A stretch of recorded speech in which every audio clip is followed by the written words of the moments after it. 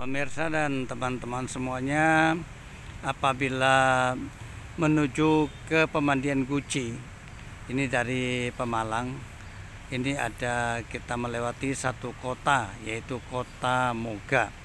Di Moga ini ada satu pemandian ini yang dulunya sangat ramai. Ini pemandian dinamakan Air Mudal. Dan Air Mudal ini dulu ketika masih satu-satunya tempat pemandian di kota Moga ini sangat ramai sekali. Tiap hari ramai. Namun karena setelah beberapa tempat sudah ada pemandian juga, maka Moga ini agak sepi. Namun airnya tetap alami. Dan ini penampaknya angker, ya, apalagi kalau malam hari sangat dingin sekali. Namun satu hal yang perlu kita sampaikan pada kesempatan ini adalah di sini ada namanya patung jodoh.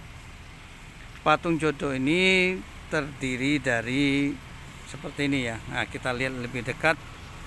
Nah, dan kita ceritakan kenapa dinamakan patung jodoh. Patung ini adalah bentuknya Ganesha.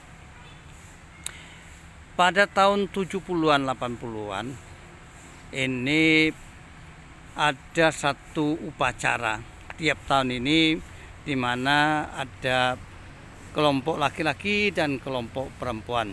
Mereka berkumpul ke sini, kemudian satu persatu mandi atau disiramkan air ke patung Ganesha ini.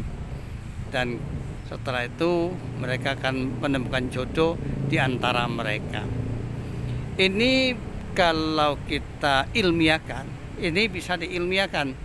Sebab dulu belum ada HP, belum ada Facebook, belum ada WA dan sebagainya.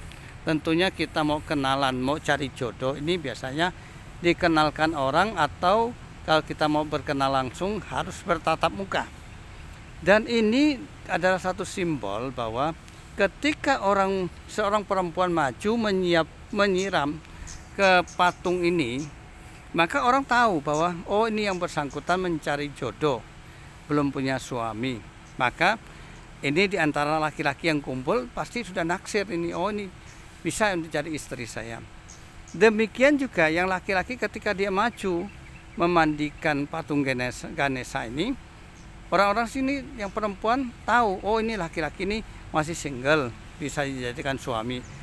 Setelah acara ini bubar, mereka masing-masing meniteni, kata orang Jawa. Meniteni itu apa? Memberikan tanda bahwa oh ini laki-laki yang saya sukai. Mereka saling mendekatkan diri dan terjadilah jodoh.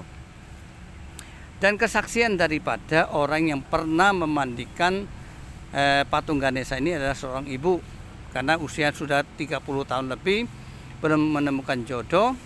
Akhirnya dia mengikuti acara ini. Ketika dia sudah memandikan ini patung Ganesha, didekatin seorang laki-laki, kemudian mereka curhat dan sebagainya, kenalan, kemudian pacaran dan terjadi pernikahan. Dan sudah sekarang ini sudah punya beberapa anak. Ini cerita bahwa saya kesini hanya ikut-ikutan saja. Ternyata setelah memandikan patung Ganesha ini, mereka bisa meniteni, melihat bahwa oh ini ternyata ya yang memandikan pasti yang belum punya suami, sehingga mereka berani mendekatkan diri dan terjadi kenalan dan menikah.